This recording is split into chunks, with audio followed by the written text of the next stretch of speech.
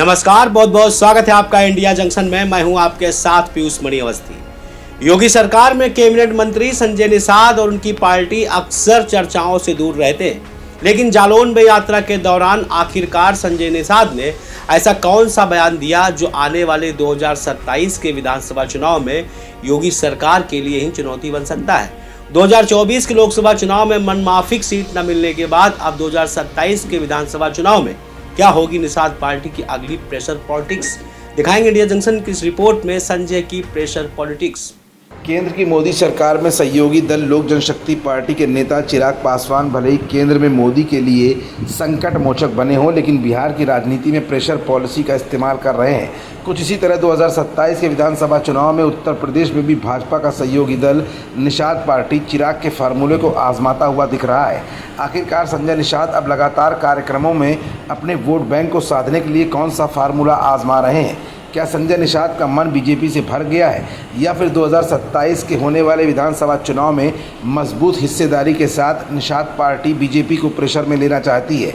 क्या संजय निषाद इस बार 2027 के विधानसभा चुनाव में बीजेपी से एक बड़ी साझेदारी का प्लान बना रहे हैं? ये कुछ ऐसे सवाल है जिनका जवाब अपनी आज की इस रिपोर्ट में हम आपको दिखाएंगे भी और बताएंगे भी। दरअसल संजय निषाद की प्रेशर पॉलिसी उस समय सामने आई जब जालौन में एक कार्यक्रम के दौरान उन्होंने यहाँ तक कहा कि अगर परिस्थितियाँ अनुकूल रहीं तो निषाद पार्टी लगभग 200 सीटों पर चुनाव लड़ सकती है। ये बयान राजनीतिक गलियारों में बड़ा संकेत माना जा रहा है। संजय निषाद अभी योगी सरकार का हिस्सा हैं। भाजपा के साथ अलगाव की कोई चर्चा अभी तक नहीं है, लेकिन इन बयानों के कई मायने भी निकाले जा रहे हैं। संजय निषाद ने अपनी यात्रा के दौरान भाजपा को कई बार ये सलाह दी है कि वो अन्य दलों से आए नेताओं यानी विभीषणों से सावधान रहें। उनका इशारा उन नेताओं की ओर था जो अवसरवाद के तहत दल बदलते हैं, चुनावी काल में भाजपा में शामिल हो जाते हैं। संजय निषाद का ये बयान भाजपा को चेतावनी के रूप में देखा जा रहा है कि सहयोगी दलों की अहमियत को नज़रअंदाज न किया जाए। अब संजय निषाद के इन बयानों और उनके इशारों की तरफ गौर फरमाइएगा। दरअसल संजय निषाद योगी सरकार में महत्वपूर्ण सहयोगी दल होने के साथ साथ पहले से ही एक मजबूत सहयोगी भी भाजपा के रहे हैं।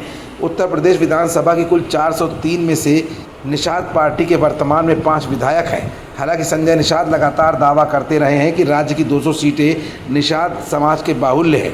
इस आधार पर वो इन सीटों पर पार्टी के प्रत्याशियों को अपने सिंबल पर ही चुनाव लड़वाना चाहते हैं।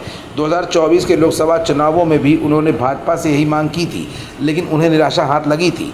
भाजपा ने निषाद पार्टी को चुनाव में सीट नहीं दी। हालांकि संजय निषाद के बेटे भाजपा के सिंबल पर चुनाव में उतरे, लेकिन हार गए। राजनीतिक जानकारों का मानना है कि इस बार संजय निषाद भाजपा पर दबाव बनाने की रणनीति पर अपना काम कर रहे हैं ताकि 2027 के विधानसभा चुनाव में ज़्यादा से ज़्यादा सीटें हासिल की जा सकें। उनके बयानों को भाजपा की रणनीति के तौर पर भी देखा जा रहा है, जहां सामाजिक समीकरण को साधने के लिए एक वर्ग में वोटों के बिखराव को लेकर निषाद पार्टी बीजेपी के साथ उम्मीदवार खड़े करती दिखी है। फिलहाल संजय निषाद की यात्रा के दौरान इस तरह के बयान राजनीतिक जानकारों के दिमाग में एक बड़ा सवाल लेकर पनप रहे हैं, क्योंकि मुख्य सहयोगी दल होने के साथ साथ सरकार के खास रहे संजय निषाद भले ही खुद कैबिनेट में एक मजबूत दावेदारी रखते हों, लेकिन 200 सीटों पर निषाद बाहुल्य वोट बैंक संजय निषाद को और भी ज़्यादा साझेदारी के साथ ऊंचे स्थान तक पहुंचा सकता है। ये बात संजय निषाद अच्छी तरह से जानते हैं, लेकिन लोकसभा चुनाव 2024 के दौरान मिला झटका 2027 के विधानसभा चुनाव में न दोबारा दोहराया जाए, संजय निषाद को ये डर भी सता रहा है। शायद यही वजह है कि संजय निषाद इस समय प्रेशर पॉलिटिक्स के साथ पूरी तरह से मैदान में उतर चुके हैं। प्रो से जुड़े रहने के लिए सब्सक्राइब करें हमारा चैनल इंडिया जंक्शन।